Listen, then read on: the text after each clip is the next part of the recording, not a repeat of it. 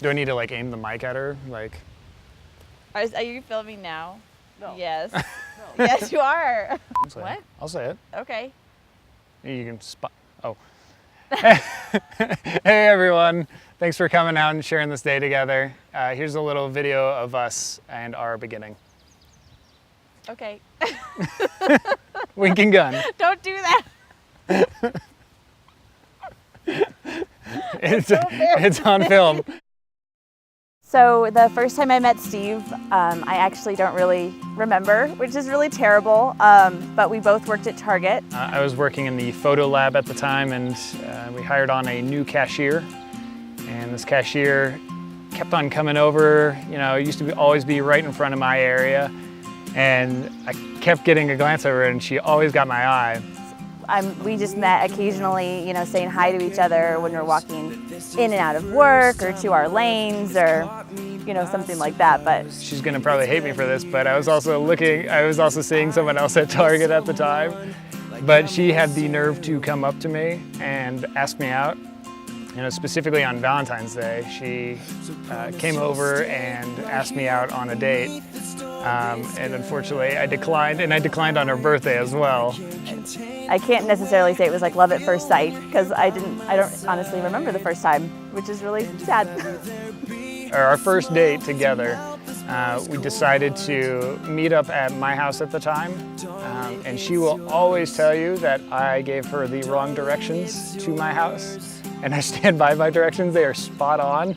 We didn't really have a plan. I always tell Steve that he actually never took me out on a date. We were gonna go to a party, and I got lost going to his house because he gave me terrible directions, and so I was embarrassed about that. She had a friend that knew of a party, and the party was supposed to be on Prospect and Prospect.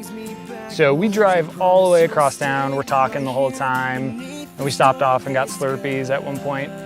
The party was terrible once we actually got there, and so we left and went back to his house and just stayed up for, I think, 12 hours talking about random things like sharks in a swimming pool and psychics and watching Jumanji and Most Haunted marathons. And then roughly, I don't know, about 6 a.m. or so, I asked her if she wanted any food. And of course, me being an excellent cook at the time, I made her toast. So that was our first pretty lame date, but it was like the best night ever, and we've been attached to the hip since then. So I knew Jessie was the one actually really early on in our relationship. I would say like 6 months in or so.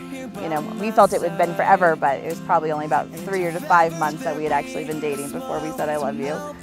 She was always the one that made me laugh. We'd have so much fun together. We could be doing nothing and have the most fun and be joking around the whole time.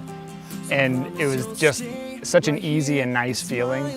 You know, and I fell in love with Steve pretty much because he's the opposite of me in so many ways. I'm kind of crazy and can be really particular about how I like things and can get a little out of control, and he is always super level-headed and listening and understanding and kind of taking things with a grain of salt. So he's never really, he's always balancing me out.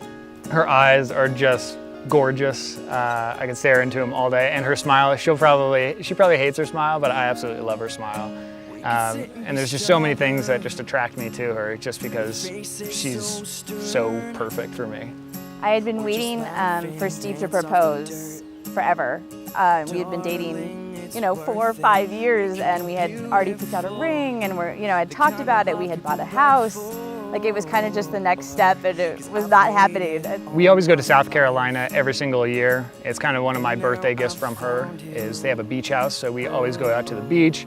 We go to where her dad works, which is on a plantation, and go fishing and shrimping and hang out.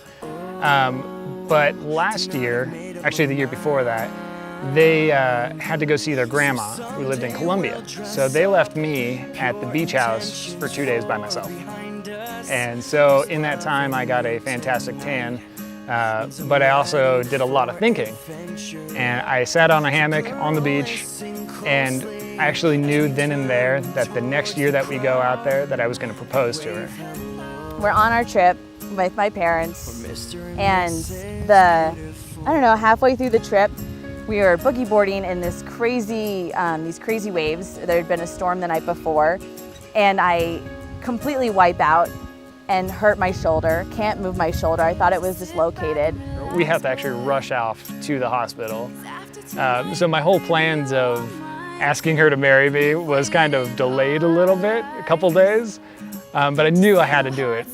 And the last day of our trip, we're gonna take some pictures on the beach, like with my family. And we go down, we take some pictures, and then we go down to the beach. And my parents are huge into nature and birds, and they both have their cameras out, clicking away. So while we're taking photos, I gave her mom my camera, and her dad has a really nice camera, and told them to start taking pictures of us. And during that time, I would propose. Steve just drops to his knee, and I'm like in shock because he's obviously proposing, and I was so surprised. And I asked her if she would marry me. Obviously, I said a lot more. He really did a great job surprising me, and it was my ring and everything. And little did I know, he had told my parents exactly when he was going to do it and to be ready for it.